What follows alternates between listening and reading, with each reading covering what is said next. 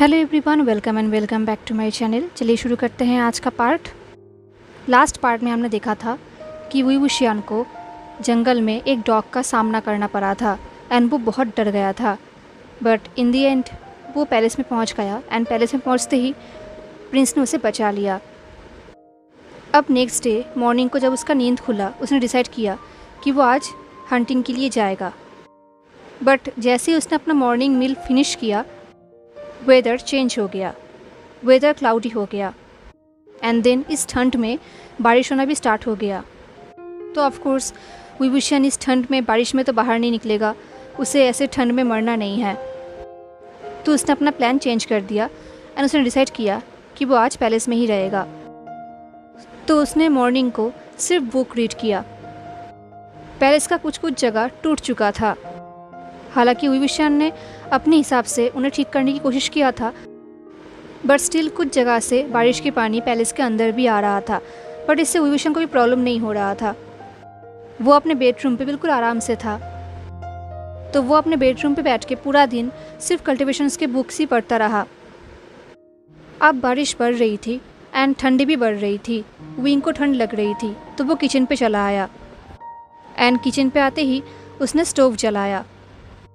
Stove जलाने का दो पर्पस था, एक तो खाना बनाना एंड दूसरा घर को वार्म रखना। तो विंग का पूरा आफ्टरनून खाना बनाने में ही लग गया। उसे बहुत ही लेज़ी फील हो रहा था। वो बार बार अपने बेडरूम पे जाके सो रहा था एंड किचन का हीट भी आ रहा था तो उसे और भी अच्छा लग रहा था। तो वो पूरा दिन यही कर रहा था, एक बार किचन में जा रहा था, फायर जला रहा था एंड देन वो बेड पे आकर सो रहा था। देन कुछ टाइम बाद उसे रियलाइज़ हुआ कि अब उसे नींद आ रही है, बट अब वो सो नहीं सकता क्योंकि वो खाना बना रहा है। तो वो फाइनली बेड से उठा एंड उस दिन वो टाउन से एक खिलौना लेकर आया था। वो खिलौना बैडमिंटन का बॉल था। तो वो उसे लेकर खेलने लगा। वो उस बॉल को बार बार फुट टू फुट बाउंस करने लगा एंड फाइनली उसके बॉडी में एनर्जी वापस आने लगा एंड उसका नींद जा रहा था। अब उसे एक्टिव फील हो रहा था एंड वैसे भी ये गेम उसे बहुत अच्छा लगता है एंड वैसे भी बहुत साल हो गए हैं उसे ये गेम खेले हुए, तो उसे बहुत अच्छा लग रहा था। ऐसे ही खेलते खेलते उसने एक बार बॉल को बहुत ही हाईली बाउंस कर दिया। वो किचन में खेल रहा था, वो किचन के एक साइड में था एंड इस बार वो बॉल जाके गिरा किचन के दूसरे साइड पे, वॉल्स के पास जहाँ पर बहुत सारे वाइन्स भी है। तो विंग ने सोचा कि थोड़ा सा टीस किया जाए। तो उसने टीस करते हुए हंसते हुए कहा, हैंग वांगजुन, क्या तुम मुझे वो बॉल टॉस करोगे? उसे अच्छे से पता है कि प्रिंस को रिस्पॉन्स नहीं करेगा एंड उससे प्रिंस को टीस करते हुए बहुत अच्छा लगता है एंड वो कुछ हफ्तों से प्रिंस को कुछ ज़्यादा ही टीस कर रहा है। तो हर बार की तरह उसे लगा था कि प्रिंस इस बार भी उसे इग्नोर ही करेगा। बट प्रिंस ने जो किया ये देख के विंग सरप्राइज्ड हो गया, क्योंकि प्रिंस ने उस बॉल को उठाया अपने वाइन से एंड उसने विंग की तरफ प्लेफुली टॉस भी किया। विंग ने उस बॉल को कैच तो कर लिया, बट वो शॉक्ड हो गया था। वो बॉल को देख रहा था एंड प्रिंस को देख रहा था। देन कुछ टाइम बाद विंग ने कहा, क्या तुम मेरे साथ खेलना चाहते हो? कुछ टाइम के लिए प्रिंस का वाइन फ्रोज हो गया एंड देन वो वाइन फिर से हिलने लगा, जैसे कि वो विंग का उस बॉल को टॉस करने का वेट कर रहा है। ये देख के विंग ने एक ब्राइट स्माइल किया एंड उसने उस बॉल को प्रिंस की तरफ फेंका एंड प्रिंस ने भी उस बॉल को कैच किया एंड उसने फिर से विंग की तरफ फेंका एंड वो दोनों ऐसे ही खेलने लगे। वो दोनों बहुत टाइम तक ऐसे ही खेल रहे थे एंड विंग तो बहुत ही एक्साइटेड हो गया। उसे ये देख के तो बहुत अच्छा लगा कि फाइनली कोई तो है जो उसके साथ खेल भी सकता है, जो उसका प्ले पार्टनर बन सकता है। विंग पूरे गेम में बहुत ही इन्वेस्टेड हो गया। वो भूल ही चुका था कि गैस पे ऑलरेडी सूप चढ़ा हुआ है। कुछ टाइम बाद जब उसे फील हो रहा था कि कोई स्मेल आ रहा है, तब वो दौड़ के किचन में गया एंड फाइनली उसे लास्ट मोमेंट पे उस सूप को बचा लिया। एंड देन खाते खाते शाम हो गई एंड देखते देखते रात हो गई एंड रात को उनका नाइट एक्टिविटी शुरू हुआ। आज रात प्रिंस को देखकर लग रहा था कि वो कुछ ज़्यादा ही हंग्री है एंड विंग समझ सकता है कि ऐसा क्यों है, क्योंकि वो दोनों बहुत टाइम से खेल रहे थे। तो इसलिए विंग ने हैप्पीली प्रिंस को फीड भी किया। अब नेक्स्ट डे विंग टाउन पे गया था। वो कुछ सब्ज़ी खरीद रहा था। उसके हाथ में रेडिशेस था। तभी उसी शॉप में दो और लेडीज़ थी जो एक दूसरे से बात कर रहे थे। एक लेडी ने कहा, मैंने सुना है कि शादी बहुत ही शानदार था। तभी दूसरी लेडी ने कहा, ऑफ कोर्स था। उन लोगों ने अपने इकलौते बेटे के लिए कोई भी कसर नहीं छोड़ा। एंड वैसे भी वो जीन फैमिली है और क्या ही हो सकता है। ये सुनते ही विंग फ्रोज हो गया, उसका हार्ट बीट फास्ट हो गया। वो उन लेडीज़ की बातें और भी ध्यान से सुनने लगा। आसपास बहुत आवाज़ें हो रहा था, बट विंग का ध्यान उन लेडीज़ के ऊपर था। एक लेडी ने कहा, तुमने कहा था कि तुम्हारा कज़न वहाँ पर काम करती है? तो दूसरे ने कहा, हाँ, वो उस फैमिली का मीट सर्वेंट है। इनफैक्ट उसने ब्राइड को सेरेमनी के लिए रेडी भी किया था। हाँ, वो कह रही थी कि ब्राइड शादी के पहले से उस घर पे रह रहे थे एंड उनका शादी थोड़ा सा नॉन ट्रेडिशनल था। बट मेरे कज़न ने कहा कि उसने इतने ब्यूटीफुल सेरेमनी आज से पहले कहीं भी नहीं देखा है। उनका बैंक्वेट फेनोमेनल था। ये सुन के दूसरी लेडी ने शाई किया। उसने कहा, जस्ट इमेजिन करो कि एक हैंडसम यंग मास्टर जो कि बहुत ही रिच है, उसका ब्राइड बनना। कितना लकी है ना वो गर्ल। मैंने सुना है कि वो जियांग क्लैन से है ना? आई मीन साउथ के यांगमिंग से। ये सुनते ही विंग का हार्ट बीट फास्ट हो गया। जियांग याली, उसकी बहन। इतने टाइम से विंग ने रियलाइज़ नहीं किया था कि वो जहाँ पर है उससे लार्लिंग कितना क्लोज है। तभी पहले लेडी ने कहा, हाँ तुमने सही कहा। मेरे कज़न ने कहा है कि वो लेडी बहुत ही ब्यूटीफुल है एंड वो बहुत ही ग्लो कर रही थी। ग्रूम एंड ब्राइड के फेस से ही दिख रहा था कि वो दोनों एक दूसरे से कितना प्यार करते हैं। सच में दोनों ही बहुत ही लकी हैं।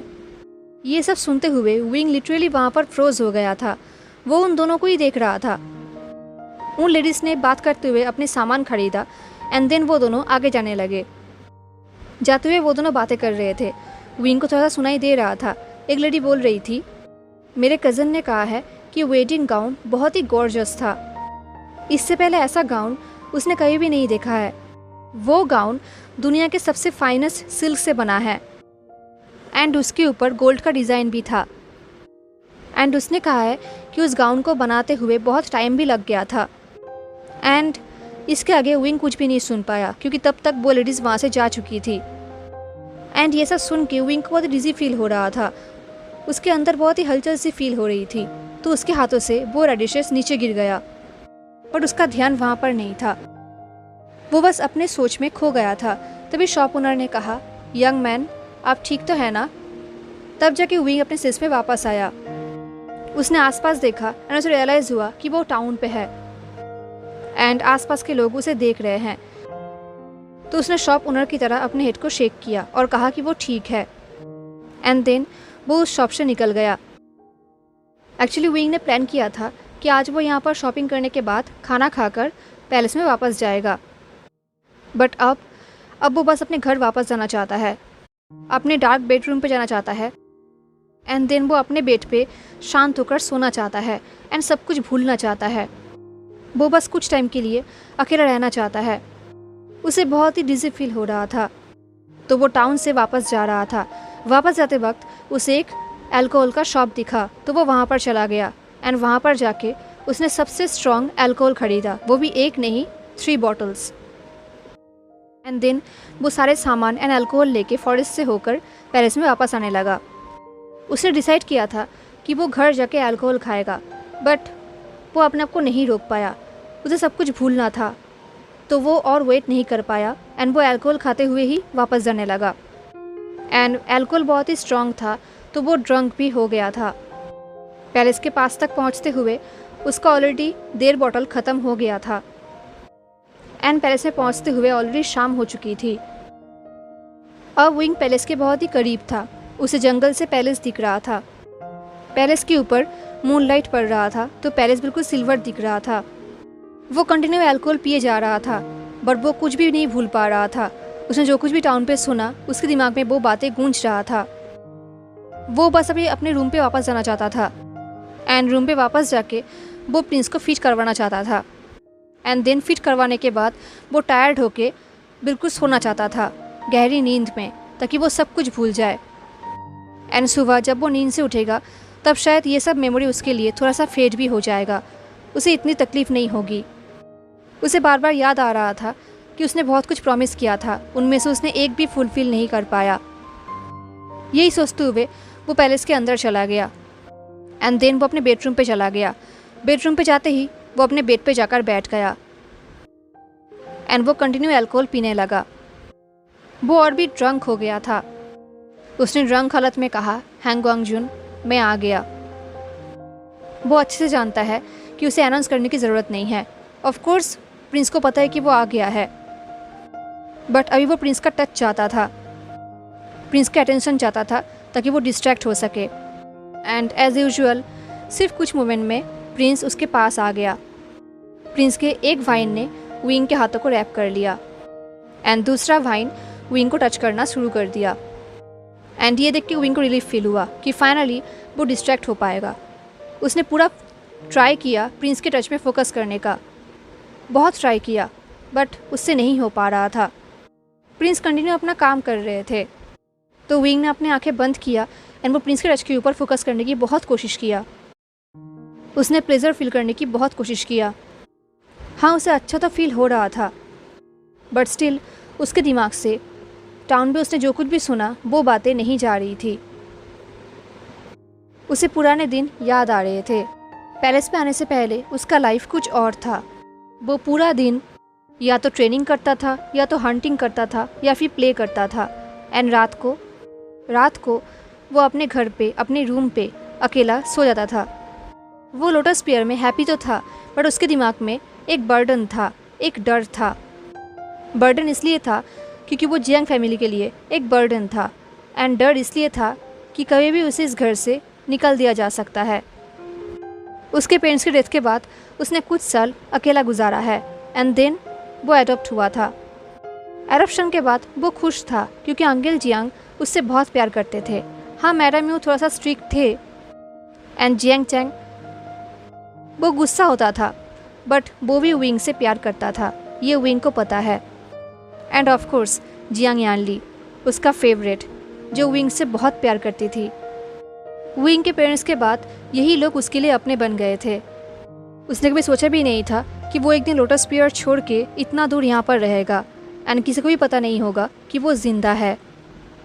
वो यही सोच रहा था। उसे फील हो रहा था कि प्रिंस से टच कर रहे हैं। उसका बॉडी रिस्पॉन्स तो कर रहा था, पर उसका माइंड कहीं और था। वो यही सोच रहा था कि उसकी बहन की शादी हो गई है। विंग ने प्रॉमिस किया था जियांग चैंग के साथ कि वो अपनी बहन के लिए दुनिया का बेस्ट वेडिंग सेरेमनी अरेंज करेगा। उसकी बहन की शादी पूरी दुनिया के लिए यादगार होगा। वो अपने बहन की शादी बहुत ही धूमधाम से कराएगा। बट विंग ये सब कुछ भी नहीं कर पाया। ये सब करने की तो दूर की बात है, वो अपनी बहन की शादी को देख तक नहीं पाया। उसे फील हो रहा था कि अब प्रिंस उसे डीप टच करने वाले हैं, बट अब विंग अपने आप को नहीं रोक पाया। उसे पता है कि ये सब ठीक नहीं है, एटलीस्ट अभी के लिए, क्योंकि उसका माइंड कहीं और है एंड वो शायद प्रिंस को हैप्पी नहीं कर पाएगा।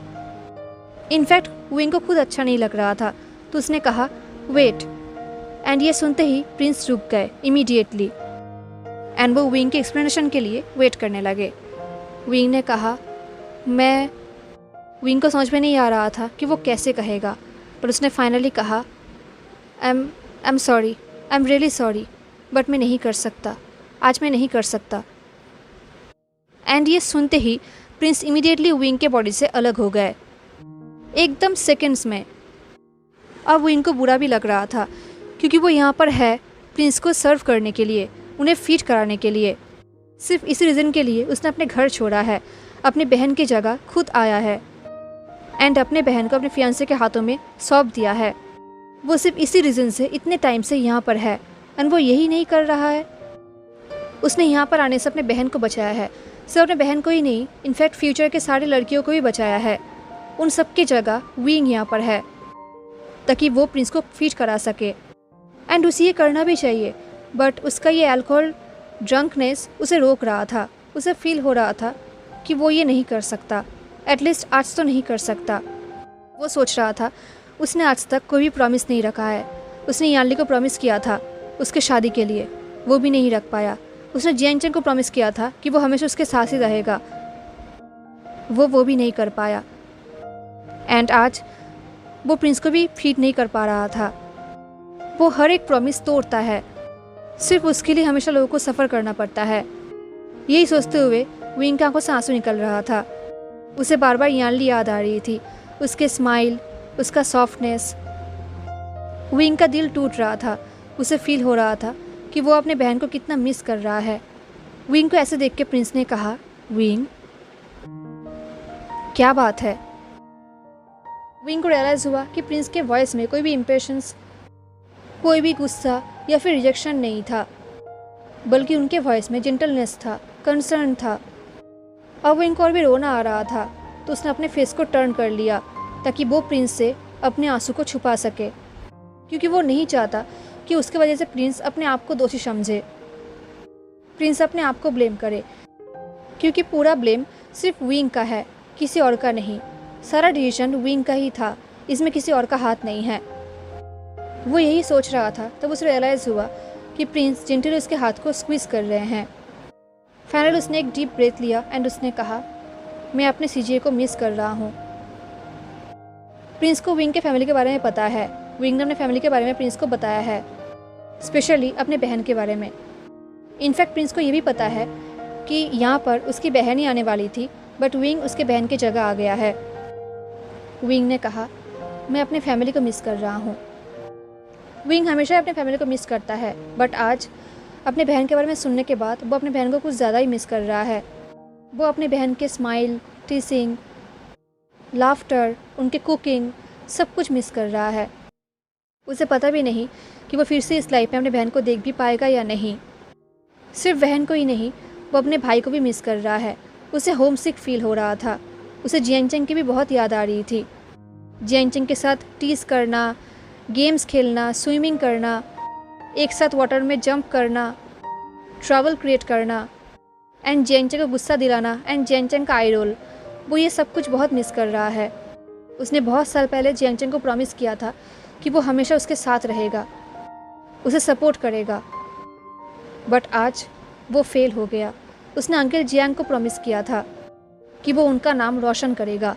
वो अंकल जियांग का स्माइल, उनका उसके ऊपर प्राउड फील करना बहुत मिस कर रहा है।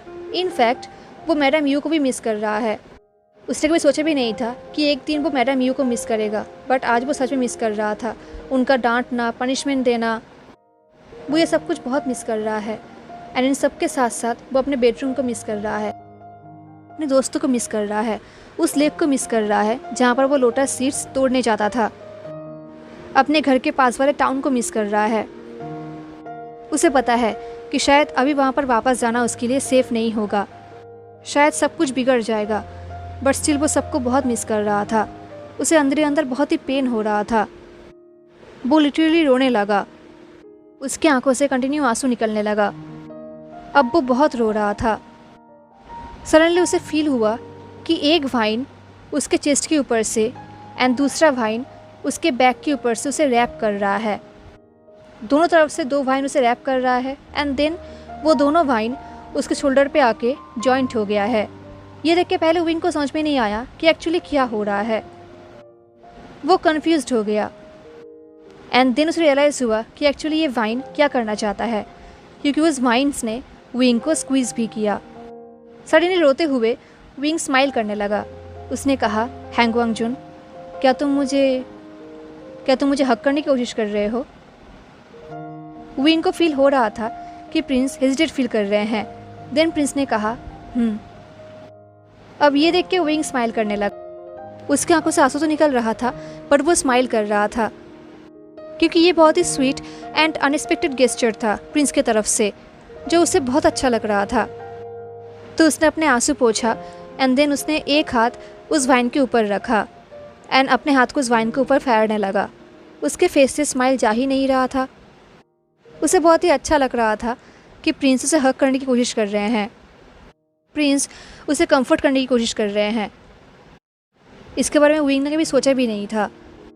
उसने एक डीप ब्रेथ लिया एंड फाइनली अपने आप को शांत किया। उसे पता था कि प्रिंस यहाँ पर हर तरफ है।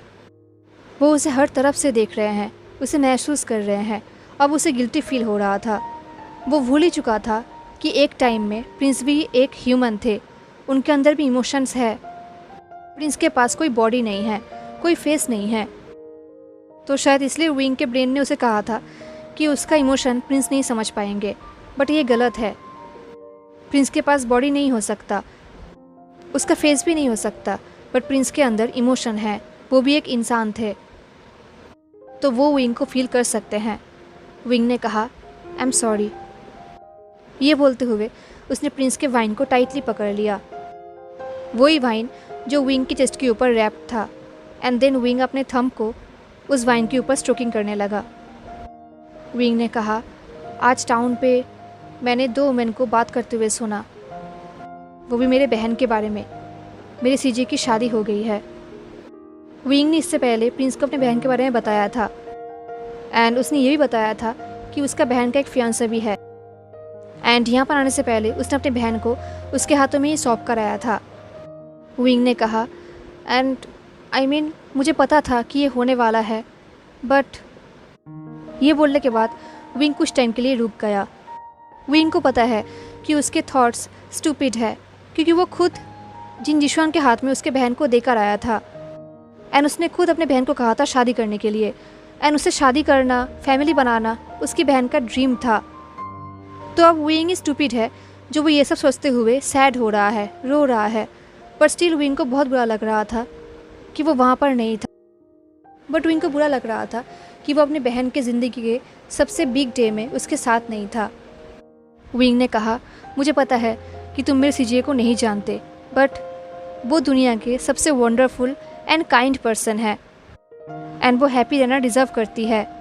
हम हमेशा उन्हें कहते थे कि वो दुनिया के सबसे ब्यूटीफुल मैरिज डिज़र्व करती है, एंड उसके साथ साथ सबसे वंडरफुल हस्बैंड भी।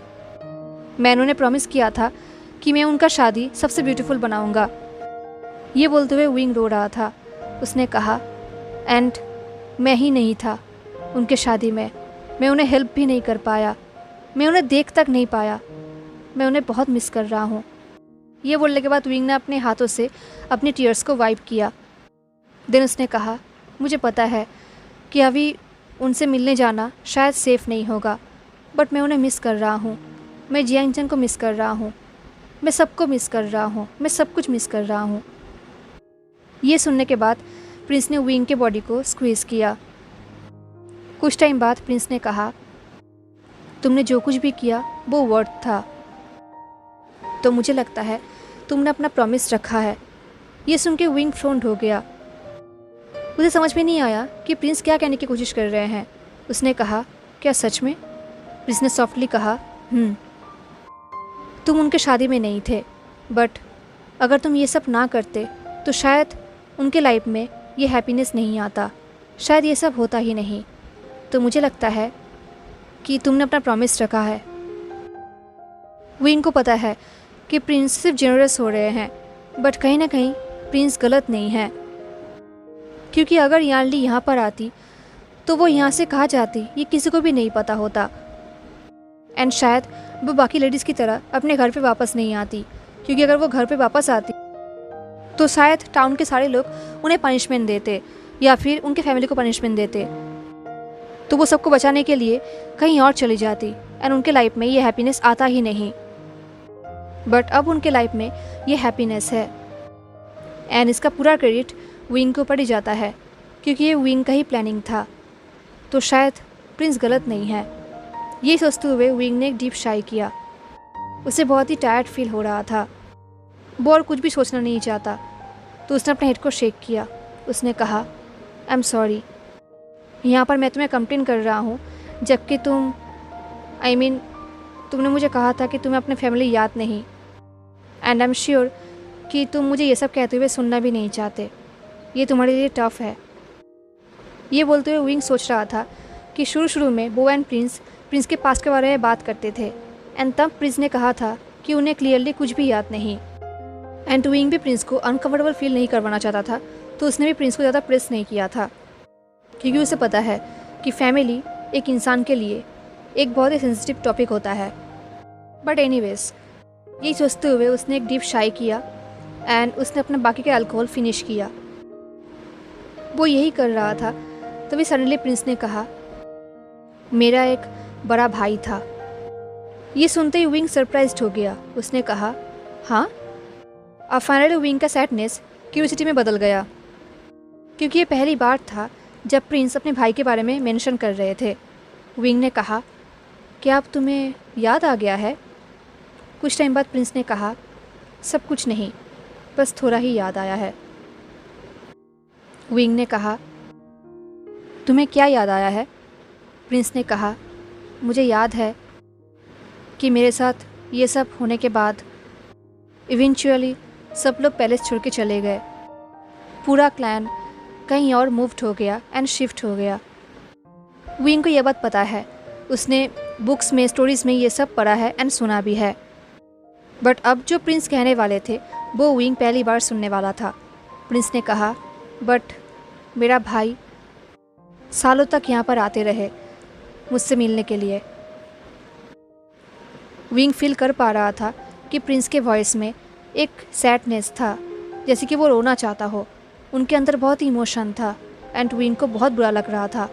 प्रिंस ने कहा, एंड कभी कभी मेरा भाई अपने पार्टनर को भी लेकर आते थे, एंड मुझे याद है कि वो कई बार अपने बच्चों को भी लेकर आए थे।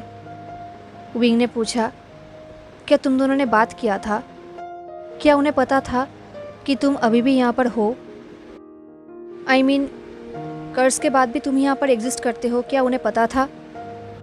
ये सुनने के बाद फिर से वो प्रिंस कुछ टाइम के लिए साइलेंट रहे। देन उन्होंने कहा, मैं श्योर नहीं हूँ। मुझे नहीं लगता कि सब कुछ के बाद मैं उनसे बात कर पाया था, बट मुझे याद है कि वो जब भी यहाँ पर आते थे वो मुझसे बात करते थे। वो तो ऐसे बात करते थे जैसे कि मैं यहाँ पर हूँ और मैं उन्हें सुन रहा हूँ।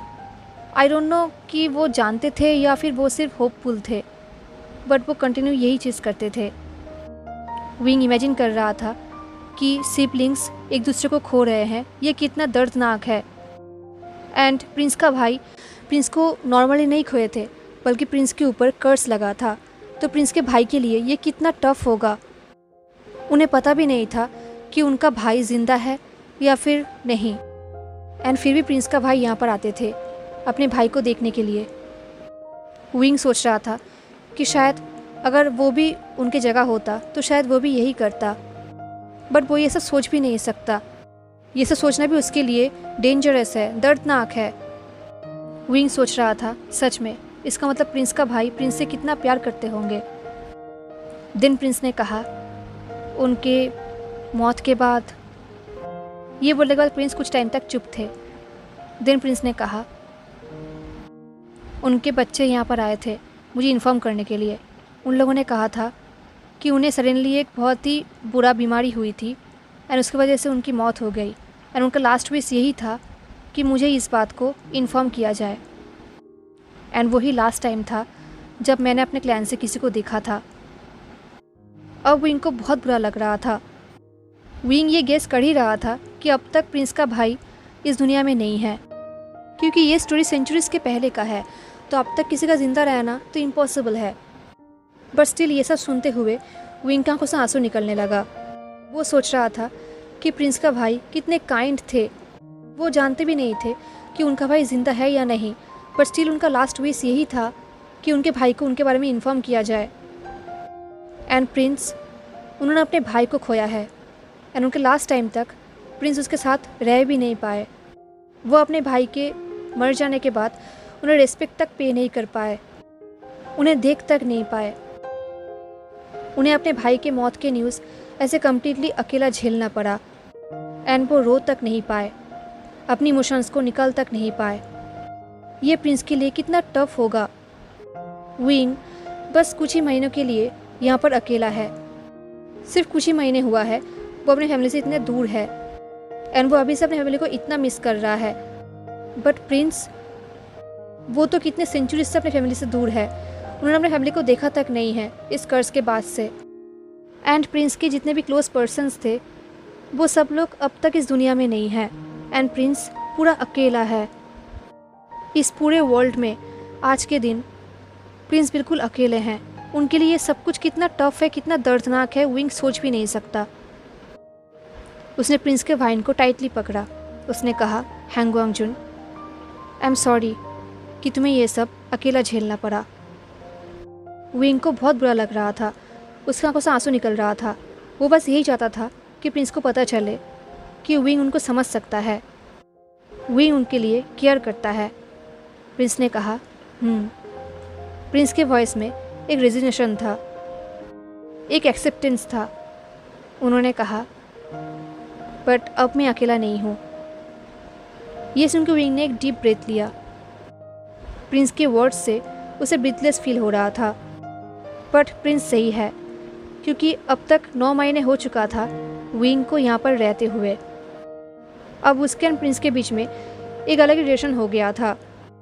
अब विंग प्रिंस के साथ एंजॉय करता है, क्योंकि वो प्रिंस के साथ खेलता है, जोक करता है, उनसे बातें करता है। हाँ, ज़्यादातर उनके कन्वर्सेशन वन साइडेड होता है, बट स्टिल एटलीस्ट प्रिंस उसके बात को सुनता है। एंड विंग जानता है कि इतने सेंचुरीज से सिर्फ विंग ही है जिनके साथ प्रिंस ने इतना बातें किया है। अदरवाइज़ प्रिंस तो अकेले थे एंड वो बात भी नहीं कर पाते थे। विंग ही वो पहला इंसान है जिनसे प्रिंस बात कर पा रहे हैं। एंड विंग यहाँ पर है प्रिंस को फिट कराने के लिए, ताकि उसका घर, उसका फैमिली सेफ रह सके। बट वो यहाँ पर एंजॉय भी कर रहा है, उसे प्रिंस का कंपनी अच्छा लगता है। वो यहाँ पर हैप्पी है, क्योंकि वो यहाँ पर किसी के ऊपर बर्डन नहीं है। वो यहाँ पर सिर्फ अपना ही ख्याल रखता है, बस इतना ही। यही सोचते हुए वो कंफर्टेबली बेड के ऊपर लेट गया, अपने ऊपर ब्लैंकेट रैप किया एंड अपने बॉडी को रिलैक्स किया। उसने अपने आंखें बंद किया एंड प्रिंस के वाइन को टाइटली पकड़ा। उसने कहा, मुझे पता है कि मैं अपने फैमिली को मिस कर रहा हूँ, बट मैं तुम्हें यही कहना चाहता हूँ कि मैं यहाँ पर तुम्हारे साथ हैप्पी हूँ। ये सुनने के बाद प्रिंस के वाइन ने विंग को स्क्वीज़ किया। ये देख के विंग ने स्माइल किया, उसे अच्छा लगा। उसे पता है कि उसके बाद उसे प्रिंस को भी अच्छा लगा है, तो उसने एक सॉफ्ट शाई किया एंड वो गहरी नींद में चला गया। हेलो एवरीवन, तो कैसा लगा आपको आज का पार्ट? ज़रूर बताना। मिलते हैं नेक्स्ट पार्ट में, तब तक के लिए tata take care, stay safe, bye.